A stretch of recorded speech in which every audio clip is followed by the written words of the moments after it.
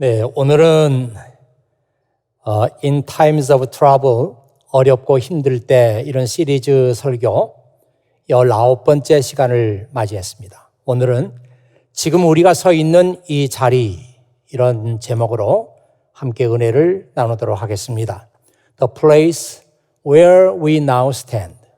지금 우리가 서 있는 이 자리, 이런 제목 가운데서 여러분 많은 은혜가 되시기를 바랍니다.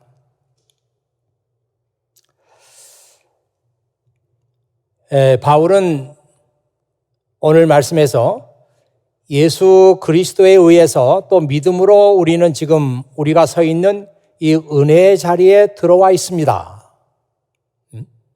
Because of our faith, Christ has brought us into this place of undeserved privilege where we now stand. 믿음으로 말미암아 그리스도께서 우리를 지금 우리가 감당할 수 없는 이 특권의 자리로 우리를 데리고 오셨습니다. 그렇게 해석할 수 있겠죠? 이 말씀에서 감당할 수 없는 특별한 자리에 우리가 서 있다. 이 말도 물론 중요하지만 더 중요하고 오늘 말씀을 이해하는 데 열쇠가 되는 말씀은 Because of our faith, 우리의 믿음으로 말미암아, 이런 말이에요. 지금 우리가 감당할 수 없는 이 특별한 자리에 서 있는 것은 모두 우리의 믿음 때문에 가능하게 되었다. 그런 말씀이죠. 성경에서 제일 중요한 단어 하나를 고른다면 아마도 믿음이라고 하는 단어가 아닐까, 그렇게 생각해 봤습니다. 이 성경에 믿음에 대한 많은 말씀들이 있습니다. 중풍병으로 고통받는 자기 종의 병을 고쳐달라는 백부장의 부탁을 듣고 예수님께서 이렇게 말씀하시죠. 가라, 내가 믿은 대로 내게 이루어질 것이다. 마태복음 8장 13절에 나오는 말씀이에요. 또 12년 동안 혈루증으로 고생하던 여자에게 예수님은 이렇게 말씀하셨습니다. 안심하여라, 딸아, 내 믿음이 너를 구원하였다. 또 한 번 제자들이 예수님께 물어봅니다. 왜 우리는 기도해도 아무런 일이 일어나지 않습니까? 그때 예수님께서 이렇게 말씀하시죠. 너희 믿음이 적기 때문이다. 내가 너희에게 진정으로 말한다. 너희에게 겨자씨 한 알만한 믿음이 있으면 이 산을 향하여 저기로 옮겨지라 하여도 그러면 산이 움직일 것이다. 너희가 못할 일이 아무것도 없을 것이다. 엄청난 말씀을 하셨습니다. 여러분 한번 이 말씀 카드를 보시죠. 화면에. Faith moves mountains. 이렇게 되어 있습니다. 마태복음 17장 20절에 나오는 말씀. Faith moves mountain. 믿음은 산을 옮깁니다. 여기 있는 산을 저기로 가라고 하면 가고, 저기 있는 산을 이쪽으로 오라 하면 오고, 믿음은 산을 옮긴다. 우리가 믿는 이 믿음이 어떤 것인가 하는 것을 우리에게 보여주는 말씀이에요. 믿음으로 너희가 못할 일이 없을 것이다. 믿음은 산을 옮긴다. 엄청난 그런 말씀이죠. 성경이 말하는 믿음은 예수 그리스도 안에서 하나님께서 우리를 위해서 하신 일들을 믿는 것입니다. 우리가 믿는 이 믿음은 alive, 살아있어요. 그리고 우리가 믿는 이 믿음은 액티브합니다. 활동적이에요. 여러분 한번 생각해 보십시오. 전능하신 하나님, omnipotent God, 전지하신 하나님, omniscient God, 우리가 어느 곳에 있든지 항상 함께 하시는 하나님, omnipresent God, 이런 하나님을 믿고 신뢰하고 그분의 뜻을 실천하고 또 하나님께서 우리의 삶에 개입해 들어오시고 이런 삶이 어떻게 평범한 그런 삶이겠습니까? 그런데도 불구하고 많은 사람들이 범하고 있는 오류는 믿음이라고 하는 말을 교리적으로 이해하고 있다는 것입니다. 믿음이 뭐야? 나 믿음이 뭔지 알아. 다 교리적으로 그 말을 이해하고 있는 것이죠. 그래서 믿음이라는 단어를 들어도 우리에게 별로 감동이 없습니다. 나 그 말씀 알아. 성경 공부해서 배웠어.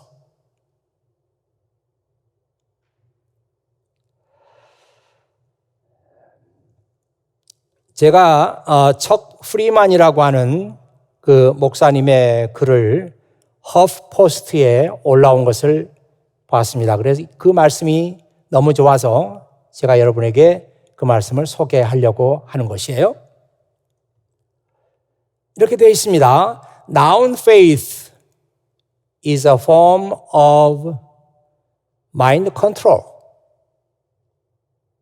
이 faith라고 하는 말이 명사로 사용된 faith라고 하는 말은 일종의 마인드 컨트롤과 같다는 말이죠. 마인드 컨트롤의 한 형태예요. It produces consumers. 이 faith라고 하는 말을 명사, 믿음이라고 하는 것은 일종의 그 마인드 컨트롤이라고 볼 수 있는데, 그렇게 하면은 이 명사 믿음은 it produces consumers, 소비자를 만들어냅니다. 그러니까 아무것도 생산하지 못하고 그냥 먹기만 하는 거예요. However, verb faith paints a starkly contrasting portrait. 하지만 이 faith라는 말을 동사로 사용하면, 동사 믿음은, faith는 전혀 다른 그림을 그립니다. Verb faith produces active, engaged citizens who express a here and now earthly heaven. 그래서 이 동사 faith는 아주 액티브한 시민들을 만들어내요. 이 시민들은 지금 여기에서 하나님의 나라, 천국이 어떤 나라인가 하는 것을 익스프레스 하는 사람들입니다. 아주 여러분들이 아주 깊이 생각하고 간직해야 할 말씀이 아닌가 싶어요. 많은 사람들이 이 faith라는 말을 생각할 때 명사로 생각하는데, 그럴 때는 우리에게 아무것도 머리에 들어오는 게 없고 우리 행동을 바꾸지 못하고 우리의 삶을 바꾸지 못해요. 이 비유적인 의미에서 명사 faith는 소비자를 만들어내요. 그러나 동사 faith는 citizen, 자기 책임과 의무를 잘 감당하는 시리즌들을 만들어낸다. 그리고 그 사람들은 지금 여기에서 하나님의 나라가 어떤 나라인가 하는 것을 익스프레스하는 사람들이. 그러니까 faith라는 단어를 명사형으로 이해하지 말고 동사형으로 이해를 하라. 예. 척 프리만 목사님의 그 논지는 그런 것이죠. 동사 형태로 이 faith란 말을 이해해야 된다, 이런 말이죠. 이런 생각을 하면서 지금 우리가 앉아있는 이 자리, 오늘 우리가 앉아있는 이 자리가 참 엄청난 자리다. 이런 생각이 들지 않습니까, 여러분? 우리가 앉아있는 자리는 감당할 수 없는 특별한 자리라고 성경에 나와 있는데요. 오늘 2020년 8월 16일 현장 예배를 드리고 혹은 온라인 예배에 참석해 있고 그런 여러분들이 앉아있는 그 자리가 어떤 자리냐 말이에요. 몸은 교회에 나와 있지만 마음속에는 온갖 걱정과 근심을 가지고 앉아있는 자리입니까? 집에서 컴퓨터를 켜놓고 영상으로 예배를 보고 있지만 마음은 딴 곳에 가 있는 그런 자리에 지금 앉아 있습니까? 아니잖아요. 지금 우리가 예배를 드리기 위해서 하나님 앞에 나와 있는 이 자리는 너무너무 특별하고 아무나 앉을 수 없고 그래서 우리가 내가 왜 이런 자리에 앉게 됐는지 감당할 수가 없어요. Undeserved place라고요.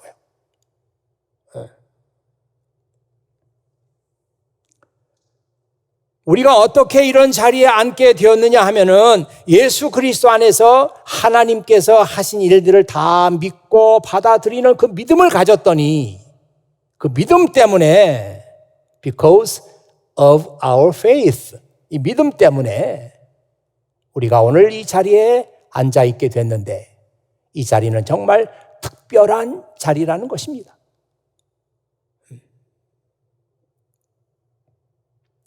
여러분 지금 성경이 말하고 있는 이 말씀을 잘 들어야 합니다. 우리는 어떤 일을 해서 그 일의 대가가 있기 때문에 그 대가로 이 자리에 앉아 있는 것이 아니라 믿음으로 이 말을 성경에서는 때때로 은혜로 그렇게 쓰기도 합니다. 요즘에 신조어 가운데 어마무시하다 이런 말이 많이 써요. 어마무시하다고 하는 것은 어마어마하고 무시무시하다는 뜻이에요. 정말 우리가 어떻게 이런 특권의 자리에 앉을 수 있게 됐는지 어마무시합니다.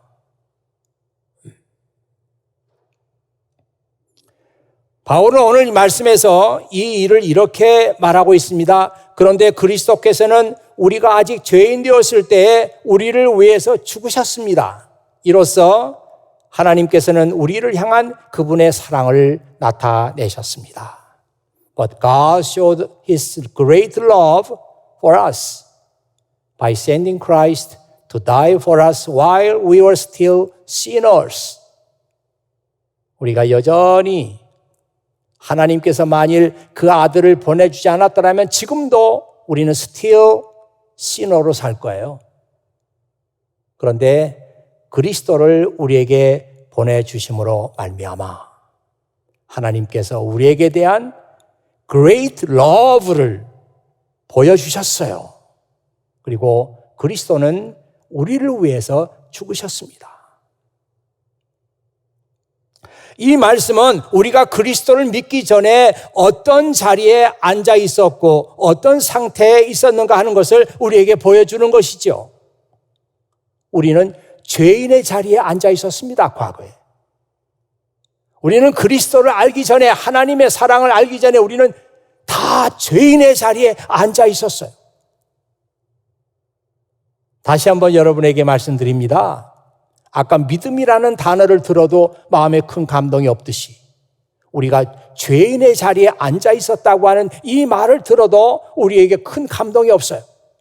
그 이유는 뭔가 하면 죄인이라는 단어까지도 우리가 교리적으로 이해를 하고 있기 때문이죠. 나 죄인이라는 말이 무슨 말인지 알아. 배웠어. 거기서 끝나는 거예요. 이 죄인이라는 말을 하도 많이 들었기 때문에 알고는 있지만 내가 왜 죄인인지 그 말을 들어도 가슴으로 느껴지는 것은 아무것도 없어요.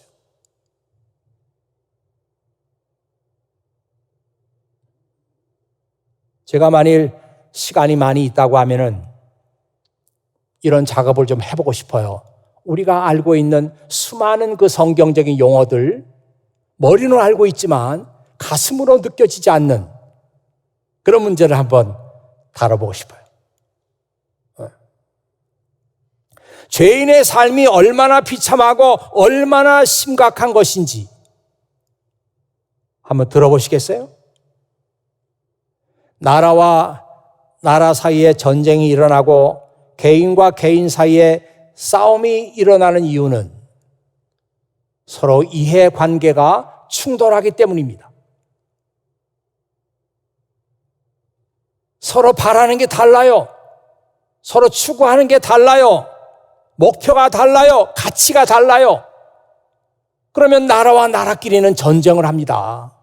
개인과 개인도 싸워요.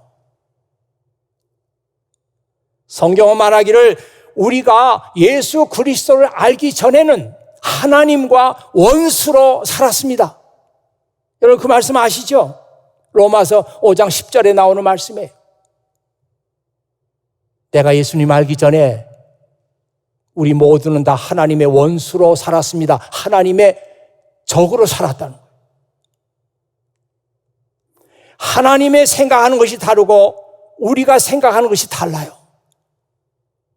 하나님께서 원하는 것이 다르고 우리가 원하는 게 달라요. 그래서 하나님과 적대 관계에 놓이게 됐어요. 다시 말하면 과거 우리가 예수님을 알기 전에는 전능하신 하나님과 원수 관계에 있었습니다. 그래서 하나님과 전쟁을 했다고요. 싸웠다고요. 누가 전능자와 싸워서 이길 수가 있겠습니까? 여러분 에베소서 2장 12절에 보면은 우리가 그때 우리의 삶이 얼마나 비참한 것이었는가 하는 것을 얘기하고 있습니다. 에베소서 2장 12절 말씀 보면요. 하나님 없이 살았던 지난 날들을 잊지 말기 바랍니다. 여러분은 이스라엘 자손도 아니며 그의 백성에게 약속하신 복의 기업도 받을 수 없는 사람들이었습니다. 소망도 없고 하나님도 모르는 사람들이지 않았습니까? In those days, you were living apart from Christ. 그때 여러분들은 그리스도와 아무 상관없는 그런 삶을 살았단 말이에요. You were excluded from citizenship among the people of Israel. 그때는 여러분들이 무슨 이스라엘의 시민, 이스라엘의 백성도 아니었어요. And you did not know the covenant promises God had made to them. 그때는 하나님께서 그 이스라엘 백성들과 맺고 그들에게 주신 약속, 이 약속도 모르고 그렇게 살았단 말이에요.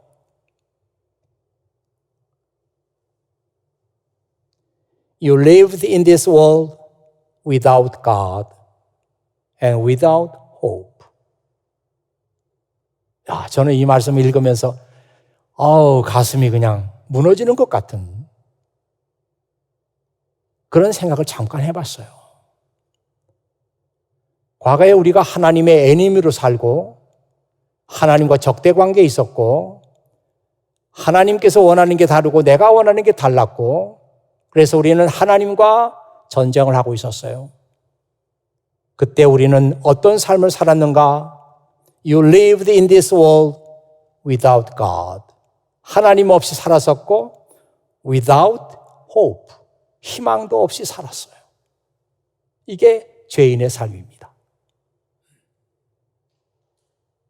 끔찍한 거예요. 죄인으로 산다고 하는 것은 내 생명의 주인이시고 내 생명을 만드시 그분과 아무 상관없이 그분과 애니미 관계에 놓인 삶이에요. 하나님 없이 사는 삶은 without hope. 희망도 없습니다. 그게 우리 과거의 삶이에요. 깜깜한 어둠 속에서 생의 의미도 모르고 생의 목적도 없이 그게 without God, without hope란 말이죠. 그렇게 살았어요, 우리는. 이게 죄인의 삶입니다.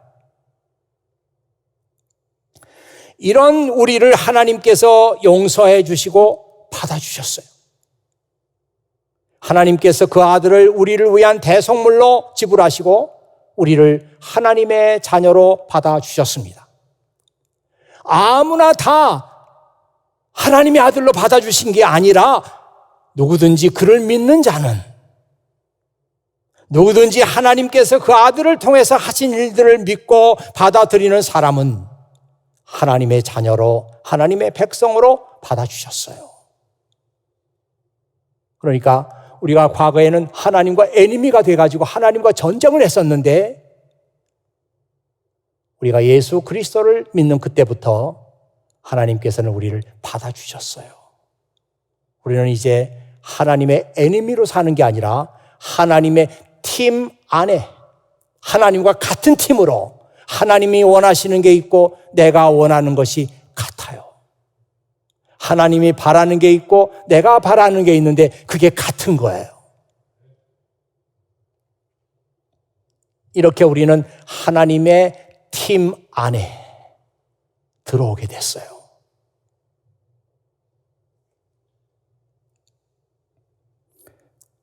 지금 야구를 좋아하시는 분들이 계시는지 모르겠습니다. 저도 과거에는 야구를 굉장히 즐겨봤고 그러는데 요즘에는 별로 그렇게 즐겨보진 않지만 뉴스는 잠깐씩 봐요. 한국의 유현진이라고 하는 투수가 캐나다 토론토의 블루제이스에서 선발 투수로 활약하고 있습니다. 굉장한 거죠. 굉장한 일이에요. 선발 투수로, 그것도. 작년 시즌에 유현진이라는 선수가 LA 다저스에서 아주 성적이 좋았어요. 그런데 이제 계약 기간이 다 끝나고 이제 어느 팀으로든지 갈 수 있게 됐는데, 유현진이라는 투수가 좋은 투수인 건 알지만 나이가 많아요. 그리고 건강에 문제가 있어요. 부상을 많이 당했어요. 그러니까 프로팀들이 좋은 선수인지는 알겠는데 꺼리는 거예요. 그래서 팬들은 야, 이 류현진이라는 선수가 어느 팀으로 가느냐, 이게 이제 굉장히 화제인데, 다행히 토론토 블루제이스로 가게 되었습니다. 그 팀에서는 투수가 꼭 필요했거든요. 좋은 투수가 필요했어요. 그래서 류현진을 데려간 것입니다. 계약금이 얼마냐면은 4년 계약을 했는데 8천만 달러입니다. 그러면 1년에 2천만 달러이죠. 그게 한국 돈으로 환산을 하면은 약 200억이 넘습니다. 엄청난 거죠. 200억이 넘어요. 지금 200억이니까 감이 전혀 안 오시죠. 그러니까 표정 변화가 전혀 없어요. 200억. 1년에. 4년이면 한 900억 정도가 그냥 보장되어 있는 거예요. 계약했으니까. 이 블루제이스에서는 엄청난 투수가 우리 팀에 오게 되었다고 류현진에 관한 어마어마한 마케팅을 했습니다. 그리고 이 류현진이 개막전, 시즌을 이제 오픈하는 개막전에 출전했어요. 선발 투수로. 근데 졌어요. 아주 좋지 않았어요. 아마 마음에 부담이 많았는지 구속도 제대로 나오질 않고, 어쨌든 평상시에 그 같지 않았어요. 망쳤어요. 그런데 두 번째 게임에 나가서도 좋지 않았어요. 유현진으로서는 엄청난 돈을 받고 왔기 때문에 내가 그만한 그 가치가 충분한 선수라고 하는 것을 보여줘야 돼요. 팬들에게 보여줘야 되고 구단에 보여줘야 돼요. 두 번째 게임도 좋지 않았어요.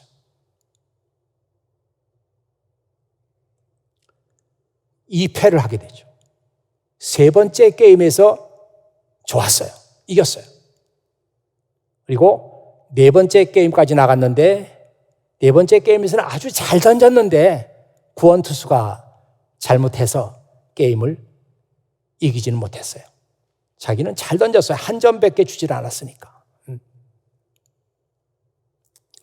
제가 유현진이라고 하는 선수 이야기를 하는 이유가 있습니다. 유현진은 자기를 데려간 블루제이스에게 자기가 충분히 그만한 가치가 있다는 것을 보여줘야 됩니다. 아마 다음에 잘못 던지면, 한 번 더 잘못 던지면 팬들이 야단날 거예요. 잘못 데려왔다는 동, 돈을 너무 많이 줬다는 동, 그만한 가치가 없다는 동 난리 날 거예요. 얼마나 마음에 부담이 많겠어요. 잘 던져야 된다. 충분한 가치가 있던 걸 보여줘야 된다. 그런데 여러분, 이런 생각을 한번 해보십시오. 하나님과 적으로 지내던 우리가 하나님의 자녀로, 하나님의 백성으로, 하나님의 팀으로 들어오게 됐어요. 그러니까 여러분, 이제 우리도 우리의 존재 가치를 하나님께 증명을 해야 되지 않겠습니까? 하나님, 저를 하나님의 팀으로 이렇게 뽑아오셨는데 잘하셨어요. 제가 그만한 자격이 있다고 하는 것을 보여드릴게요. 이렇게 해야 되지 않겠습니까?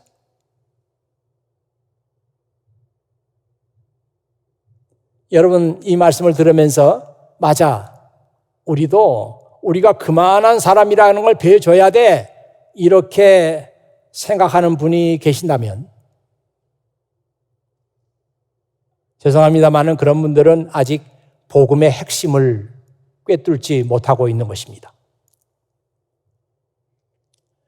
유현진은 변명의 여지가 없어요. 충분히 그런 자격이 있다고 하는 것을 배워줘야 돼, 증명해야 돼요. 그러나 우리는 내가 이만한 자격이 있습니다, 나 이런 사람이에요 하는 것을 하나님 앞에 내보일 필요가 없습니다.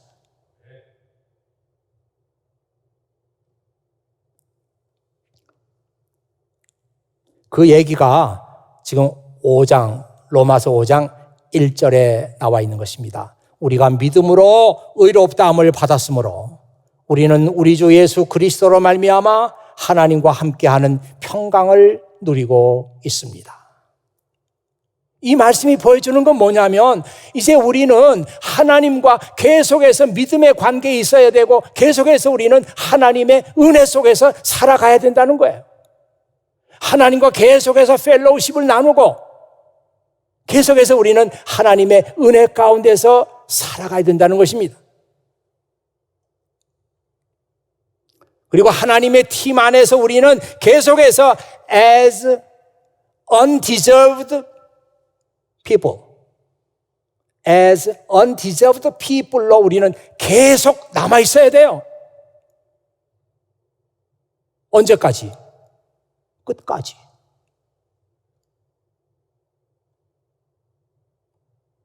하나님의 팀 안에 있는 사람들이 수근수근합니다. 쟤 누구야?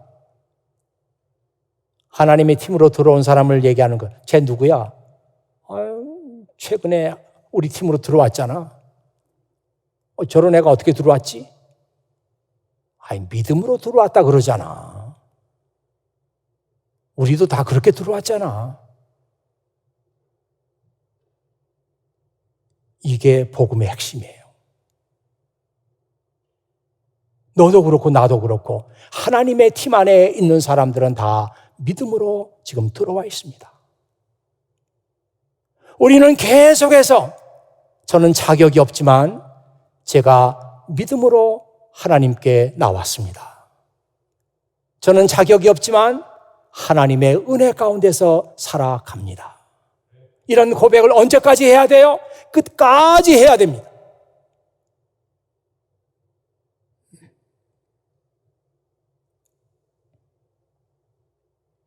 이게 올바른 믿음 생활입니다. 여러분, 지금 우리가 서 있는 이 자리는 감당할 수 없는 이 특별한 자리라고 하는 말씀을 다시 한번 생각해 보세요.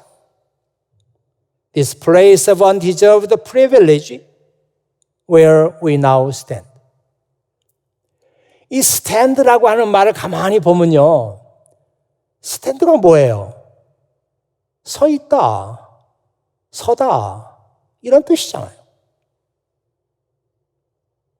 그런데 원래 이 서다, stand라는 말을 번역한 원래 말은 그냥 단순히 서 있는 게 아니고 확실하게 서 있다, 견고하게 서 있다, 굳건하게 서 있다. 그런 뜻이에요. 우리는 지금 믿음으로 이 자리에 나와 있는데 이 자리가 흔들흔들하는 그런 자리가 아니고 견고한 자리예요. 굳건한 자리예요. 움직이지 않는 자리예요.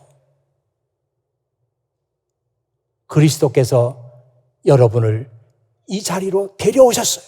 여러분의 믿음을 보시고.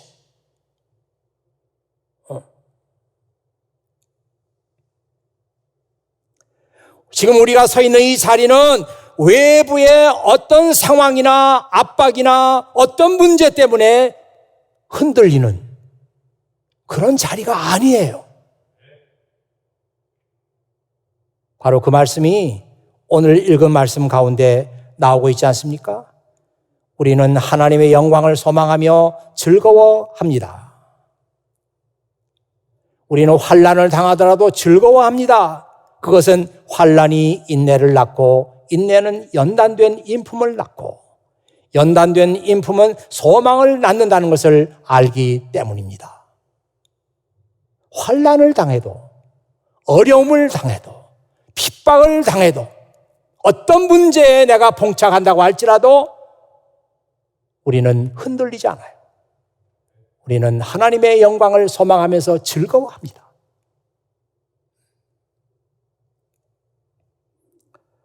지금 우리가 서 있는 이 자리가 이렇게 확고하고 흔들리지 않고 상황 때문에 왔다 갔다 하는 그런 자리가 아니라고 하는 것이죠. 여러분, 제가 여러분에게 마지막으로 위로의 말씀을 드립니다. 저와 여러분이 지금 똑같은 어려움을 함께 겪고 있습니다. 그러나 이런 때에 우리가 처한 이 상황에다가 우리가 초점을 맞추게 되면 방법이 없어요.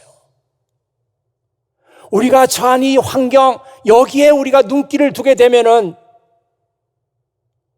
마음의 평안을 잃어버립니다. 어떡하지? 학교는 어떡하지? 학교 이후에는 어떻게 하지? 모든 게 걱정투성이에요. 그러나 여러분, 여러분이 처해 있는 이 환경을 보지 말고 내가 지금 어떤 자리에 앉아 있는가, 여러분이 앉아 있는 그 자리를 보세요.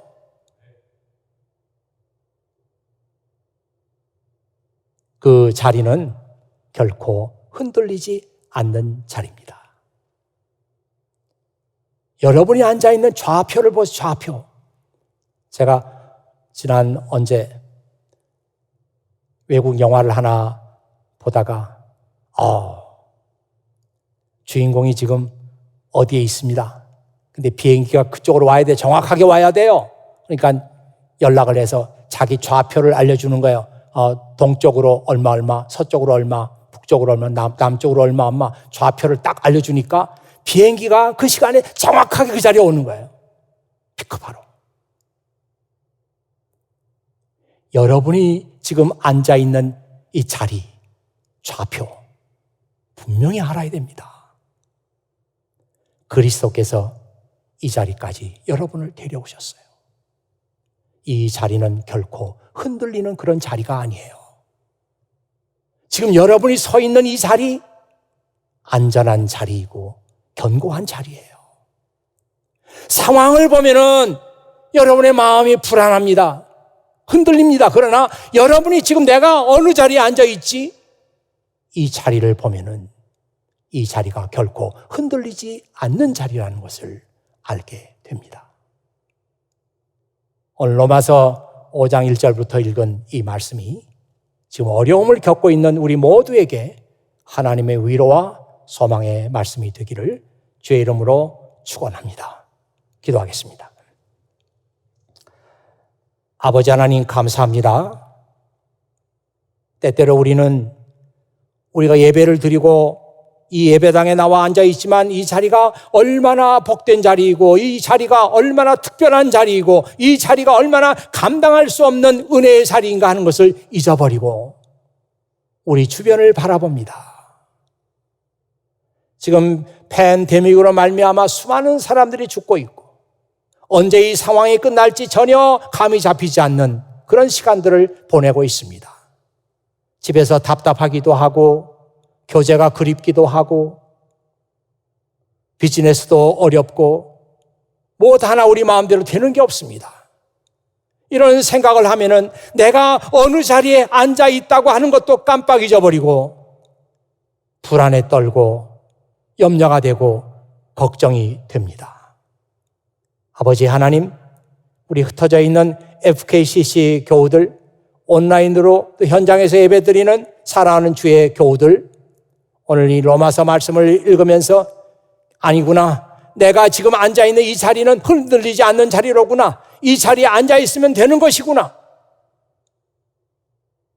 이런 믿음으로 위로받고 소망을 품을 수 있도록 아버지 하나님께서 이 시간 우리 모두와 함께하여 주시옵소서. 우리 구주 예수 그리스도의 이름으로 기도하옵나이다. 아멘.